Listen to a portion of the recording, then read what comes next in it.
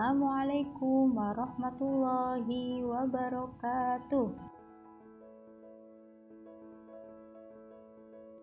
Apa kabar anak-anakku yang soleh dan soleha?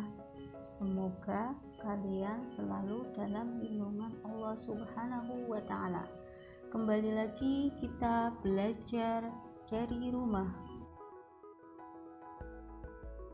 Kali ini kita belajar mata pelajaran Pendidikan Agama Islam dan Budi Pekerti untuk kelas 3. Sebelum memulai pelajaran, marilah kita berdoa kepada Allah Subhanahu wa Ta'ala. Semoga kita dimudahkan dalam belajar dan diberikan ilmu yang bermanfaat. Bismillahirrahmanirrahim. Rabbi sidni ilma warzuqni fahma waj'alni minas sholihin. Baiklah anak-anak, hari ini kita akan belajar tema meyakini Allah Subhanahu wa Ta'ala Maha Esa dan Maha Pemberi dengan subtema meyakini Allah Subhanahu wa Ta'ala Maha Esa. Amatilah gambar berikut ini. Sedang apakah anak di gambar tersebut? Ya, betul. Dia sedang sholat. Sholat merupakan bentuk peribadatan kita kepada Allah Subhanahu wa Ta'ala, yaitu sebagai pengakuan hanya Allah lah yang wajib kita sembah dan hanya kepadanya kita meminta. Allah Subhanahu wa Ta'ala Maha Esa artinya Allah itu satu, tidak ada Tuhan selain Allah dan hanya Allah lah yang wajib kita sembah. Allah Subhanahu wa Ta'ala itu Maha Esa baik dalam zatnya, sifatnya maupun af'alnya. Allah Subhanahu wa Ta'ala Esa dalam zatnya, maksudnya yaitu Allah tidak tersusun dari beberapa bagian dan tidak memiliki sekutu dalam memerintah serta menguasai alam semesta.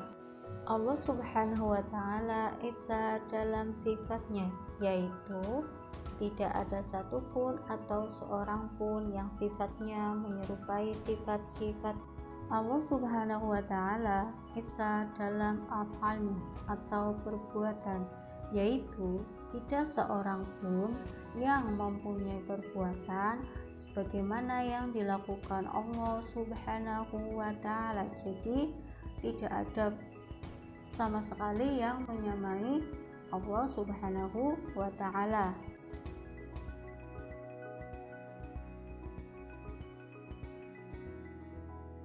Allah Subhanahu wa Ta'ala tidak beranak dan diperanakan sebagaimana yang tercantum dalam surat Al-Ikhlas, lam yalid wa lam yulad, dan tidak ada sesuatu apapun yang bisa menyamainya karena Allah berbeda dengan makhluknya.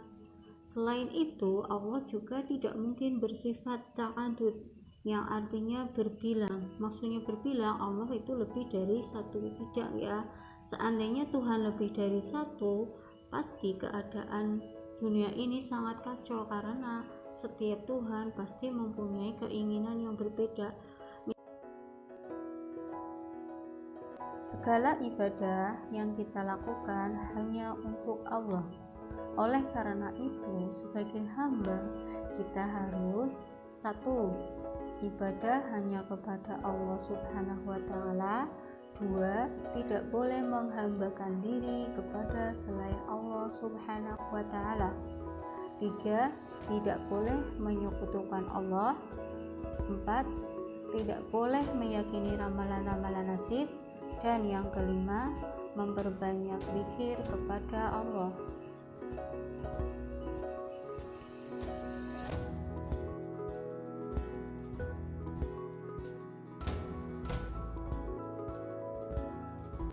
Nah, anak-anakku yang soleh dan soleha, sekarang kalian sudah tahu kan bahwa Allah Subhanahu wa Ta'ala Maha Esa, maka kita harus beribadah dan memohon hanya kepada Allah Subhanahu wa Ta'ala.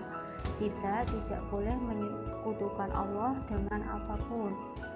Orang yang menyekutukan Allah disebut musyrik, sedangkan perbuatannya disebut syirik. Perbuatan syirik adalah perbuatan dosa besar yang tidak akan diampuni oleh Allah. Orang yang musyrik pasti akan masuk neraka. Sekarang marilah kita dengarkan bacaan surat Al-Ikhlas yang menjelaskan bahwa Allah Maha Esa. Anak-anakku yang soleh dan soleha boleh sambil menirukan.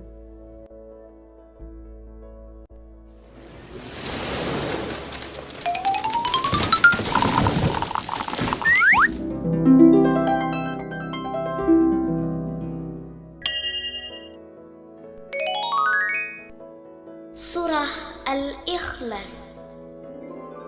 Bismillahirrahmanirrahim.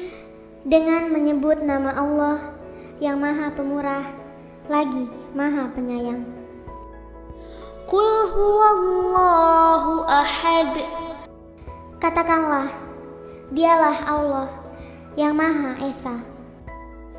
Allahus Samad. Allah adalah Tuhan yang bergantung kepadanya segala sesuatu. Lam yalid wa lam yulad. Dia tiada beranak dan tiada pula diperanakan. Wa lam yakul lahu kufuwan ahad. Dan tidak ada seorang pun yang setara dengan dia.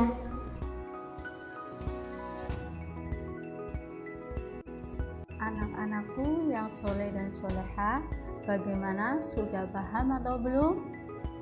Sudah, alhamdulillah.